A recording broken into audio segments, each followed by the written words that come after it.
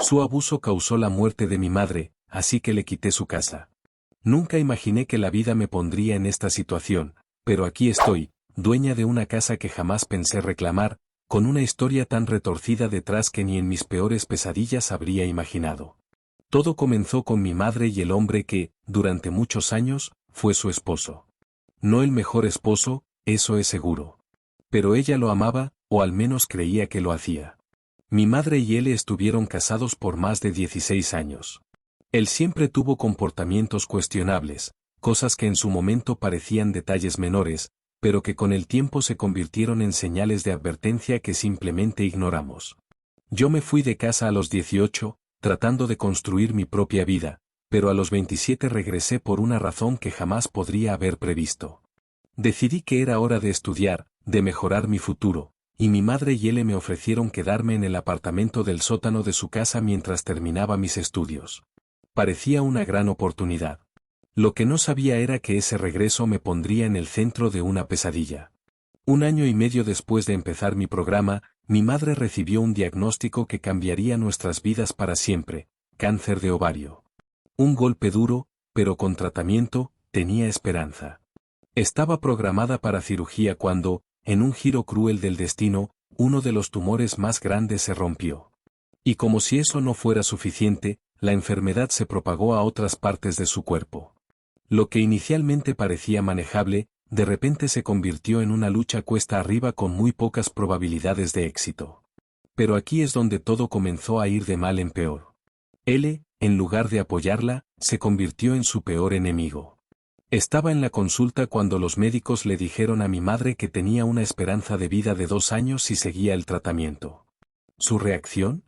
Un ataque de ira como nunca antes había visto.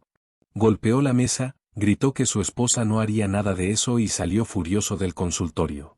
Ese día supe que algo terrible estaba por venir.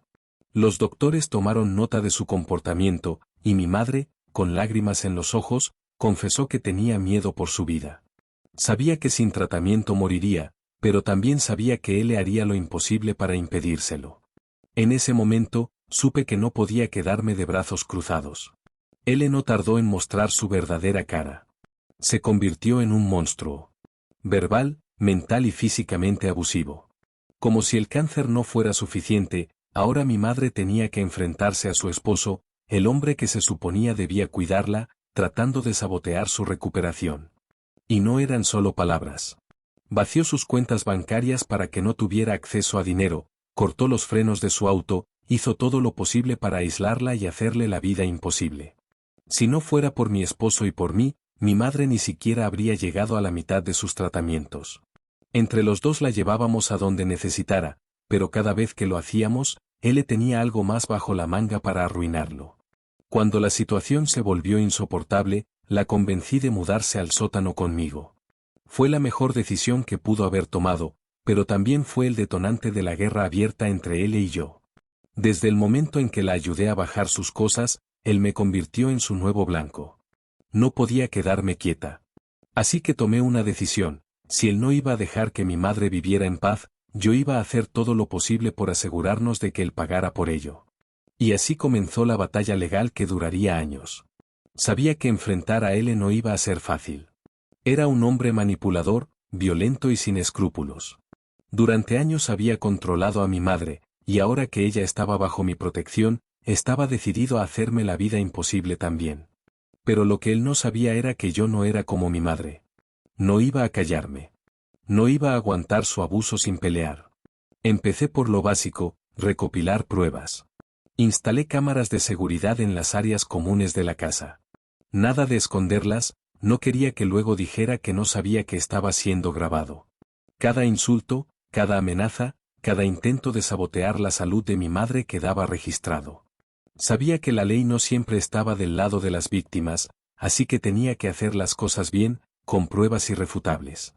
Mientras tanto, convencí a mi madre de que contratara un abogado. Sabía que él no iba a ceder fácilmente, así que necesitábamos apoyo legal. Lo primero que hicimos fue cambiar la titularidad de la casa. Antes, la propiedad estaba a nombre de ambos como copropietarios conjuntos, lo que significaba que si mi madre moría, todo le quedaba automáticamente a él. No podíamos permitirlo. Con ayuda de su abogado, mi madre modificó la propiedad a copropietarios en común, lo que significaba que su parte podía ser heredada según su testamento. En otras palabras, si algo le pasaba, su parte de la casa pasaría a mí, no a él. Él, por supuesto, no tenía idea de lo que estábamos haciendo. Al mismo tiempo, lo llevé a los tribunales. Presenté pruebas del abuso, de cómo había impedido los tratamientos de mi madre, de cómo le había robado su dinero. Pero el sistema legal es lento, desesperantemente lento. Mientras la corte revisaba el caso, él seguía en la casa, todavía creyendo que tenía el control. Intenté razonar con él. Le ofrecí comprar su parte de la casa. Ya tenía la preaprobación del banco para un préstamo de $250,000, suficiente para que él pudiera irse y empezar de nuevo en otro lugar. Pero se rió en mi cara. No vas a quedarte con mi casa, me dijo. Antes los pongo a todos en la calle. Sabía que no iba a aceptar el trato, pero igual tenía que intentarlo. En su mente, él ganaría simplemente esperando que mi madre muriera. Creía que una vez que eso pasara, todo volvería a ser suyo. No tenía idea de lo que le esperaba. La corte finalmente emitió su veredicto, mi madre recibía la posesión total de la casa. Además, todos los bienes de él quedaban congelados, con mi madre teniendo supervisión sobre ellos para evitar que él intentara liquidarlos antes de que terminara el proceso. También se le impuso una orden de restricción. Esa misma noche, la policía llegó a la casa y lo sacó a la fuerza. Yo cambié las cerraduras antes de que él siquiera terminara de subir a la patrulla.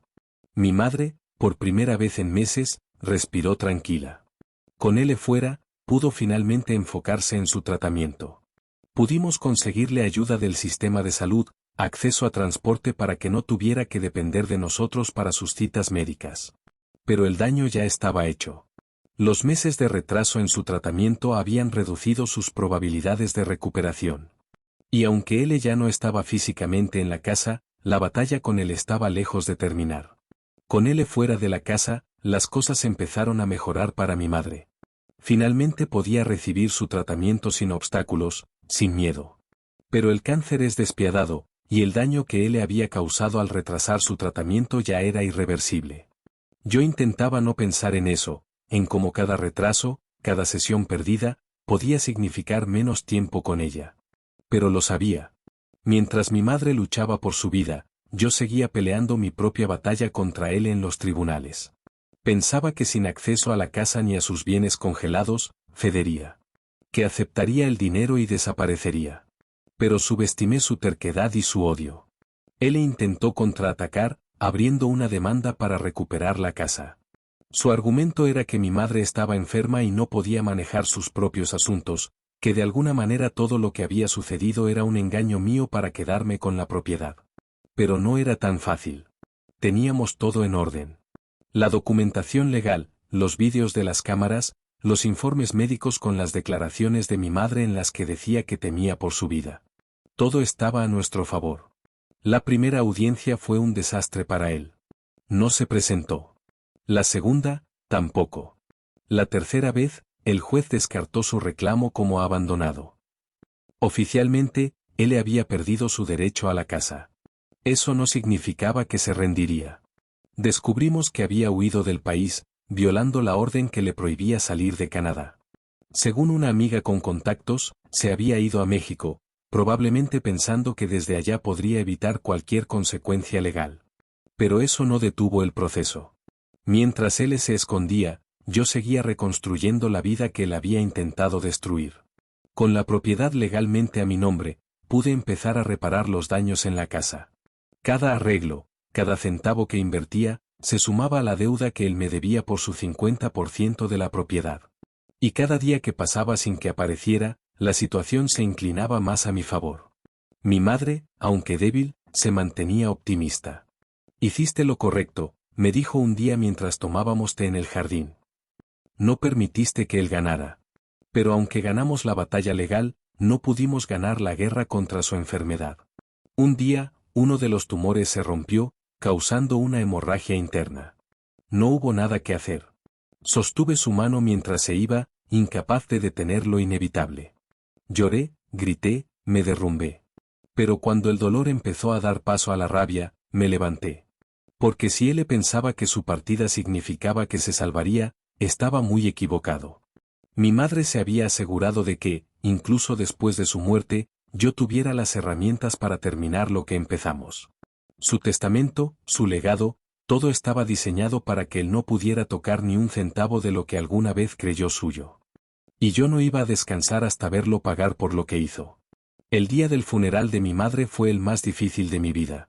No importaba cuántas veces había ensayado ese momento en mi cabeza, nada podía prepararme para la sensación de vacío que dejó su partida. Pero no podía permitirme romperme. No todavía. Apenas terminó el funeral, me enfoqué en lo que quedaba por hacer. La casa ya estaba a mi nombre, las cuentas cerradas, la herencia asegurada. Pero eso no era suficiente. Él seguía allá afuera, libre, disfrutando su nueva vida en México como si nada hubiera pasado. No podía permitirlo. Mi abogado y yo nos movimos rápido. Con su historial de abusos, la violación de la orden de no salir del país y la acumulación de deuda, había suficiente material para seguir presionando legalmente. No podíamos hacer que enfrentara cargos por la muerte de mi madre, pero sí por todo lo demás. La primera victoria llegó rápido. El juez permitió que sus bienes restantes en Canadá fueran liquidados para cubrir parte de su deuda conmigo. Eso incluía su auto, cuentas bancarias congeladas y cualquier otro activo a su nombre. Con cada dólar que recuperaba, su poder se reducía. La segunda victoria fue más simbólica. Pude iniciar el proceso para reclamar su 50% restante de la casa. Llevó tiempo, pero cada mes que pasaba sin que él hiciera acto de presencia, su caso se debilitaba. Si él no regresaba, si no enfrentaba sus responsabilidades, eventualmente la casa sería mía en su totalidad sin que yo tuviera que pagarle un centavo. Las noticias sobre él eran escasas. Sabía que estaba en México, pero no exactamente dónde. Un conocido me contó que estaba viviendo con otra mujer, repitiendo su ciclo de manipulación y abuso. La diferencia esta vez era que no tenía una casa a su nombre, ni cuentas bancarias llenas. Lo único que le quedaba era su resentimiento. A veces me preguntaba si valía la pena seguir persiguiéndolo. Si tal vez debía dejarlo pudrirse en algún rincón lejano, lejos de mi vida. Pero cada vez que veía el lugar vacío en la mesa donde mi madre solía sentarse, recordaba que no podía permitir que se saliera con la suya. Así que seguí adelante. No importaba cuánto tiempo tomara. Algún día, de alguna manera, él le pagaría por todo lo que hizo. Y cuando ese momento llegara, yo estaría lista. Pasaron meses. La casa se sentía diferente sin mi madre. A veces despertaba con la sensación de que ella aún estaba en la cocina, preparando café, pero el silencio me recordaba la realidad. El proceso legal avanzaba lento pero seguro. La deuda de él seguía creciendo, y cada mes que pasaba sin que él hiciera un movimiento, me acercaba más a la posesión total de la casa. Su desaparición solo jugaba en mi favor. Pero un día, las cosas cambiaron. Un viejo amigo de mi madre me llamó. Su voz sonaba tensa. Me dijo que alguien había preguntado por mí, alguien que no había visto en años. Mi corazón se aceleró. No hizo falta que dijera su nombre. Él estaba de vuelta. No sabía si había regresado voluntariamente o si lo habían obligado por alguna razón, pero estaba aquí. De inmediato llamé a mi abogado. Sabía que esto no significaba que iba a recuperar nada, pero no podía bajar la guardia. Días después, llegó la confirmación. Él había intentado reabrir su caso en la corte, buscando recuperar su mitad de la casa. Pero, tal como lo había dicho mi abogado, no tenía derecho a hacerlo. El caso ya estaba cerrado. Su única opción era aceptar el acuerdo que le ofrecimos al principio o seguir acumulando deuda. Por supuesto, no aceptó. Siempre había sido un hombre terco. Prefirió quedarse sin nada antes que admitir su derrota. No tenía casa, no tenía dinero, y pronto no tendría ni siquiera un lugar donde esconderse. La ironía no se me escapaba. Toda su vida había basado su poder en el control. Primero sobre mi madre, luego sobre mí. Pero ahora, él no tenía nada y yo lo tenía todo. Pero no me engañé. Sabía que él no se rendiría tan fácil. Siempre encontraba una manera de manipular, de torcer las cosas a su favor. Así que me preparé. Me aseguré de que la casa estuviera segura, instalé más cámaras, Notifiqué a la policía sobre su regreso. No iba a permitir que se acercara, no esta vez. Sabía que este era solo el comienzo de otro enfrentamiento. Pero ya no era la misma persona que él había tratado de intimidar. Ahora, yo tenía el control. Los días siguientes fueron tensos. Aunque sabía que él no tenía manera de recuperar nada, su regreso me ponía en alerta. No confiaba en él. Era un hombre que había pasado su vida manipulando, abusando y destruyendo todo lo que tocaba. No iba a quedarse quieto. Y no me equivoqué. Una mañana, mi abogado me llamó. Me dijo que él había intentado vender su parte de la casa a un tercero. Obviamente, no podía hacerlo porque la propiedad legalmente me pertenecía, pero el simple hecho de que lo intentara me dejó claro que aún no había aceptado su derrota. Intenté no darle demasiada importancia, pero esa noche, alguien golpeó la puerta de mi casa. Cuando revisé las cámaras, lo vi. Él estaba ahí, de pie frente a la entrada como si tuviera derecho a regresar. Su expresión era una mezcla de ira y desesperación. No abrí la puerta. En lugar de eso, llamé a la policía. Sabía que tenía una orden de restricción y que su sola presencia en la propiedad era ilegal. Cuando los oficiales llegaron, él no se resistió. Se dejó llevar sin protestar, pero antes de subir al auto policial, miró directamente a la cámara y sonrió. Supe en ese momento que no iba a detenerse. A los pocos días, mi abogado me informó que él estaba intentando apelar todo el proceso legal. Su argumento era ridículo. Decía que había sido manipulado, que la venta de su parte de la casa había sido forzada, que yo lo había engañado. Era una jugada desesperada, pero aún así, el sistema le daba la oportunidad de intentarlo. No me preocupé demasiado. Tenía todas las pruebas, los documentos, los vídeos. No había manera de que ganara. La audiencia final llegó 2 meses después. Él se presentó con un abogado de oficio y con el mismo aire de superioridad de siempre, pero esta vez, no había nadie que lo respaldara. No tenía pruebas, no tenía testigos, no tenía nada. Cuando el juez falló a mi favor, él se quedó en silencio. Por primera vez en su vida, no tenía una respuesta, no tenía un plan B. Esa fue la última vez que lo vi. No sé qué fue de él después de eso. No intentó volver a contactarme, no hizo más movimientos legales.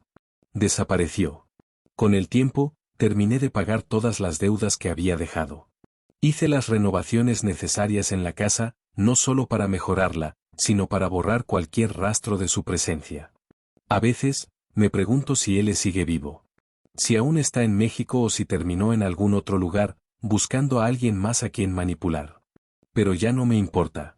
Esta casa es mía. Mi madre me la dejó. Y lo más importante, su historia no terminó con él. Terminó conmigo, tomando de vuelta todo lo que él intentó quitarle. Han pasado meses desde la última vez que supe de él legalmente, todo está cerrado. La casa es mía, sus intentos de recuperar algo fueron en vano, y su rastro prácticamente se ha desvanecido. Pero hay algo que sigue sin resolverse.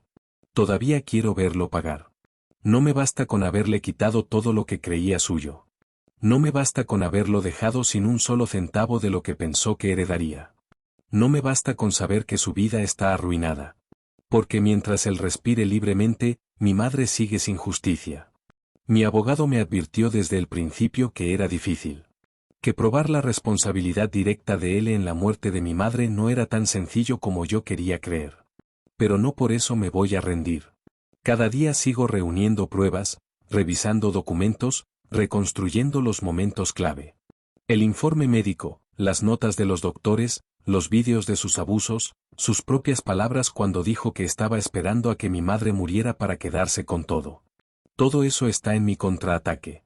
El problema es encontrarlo.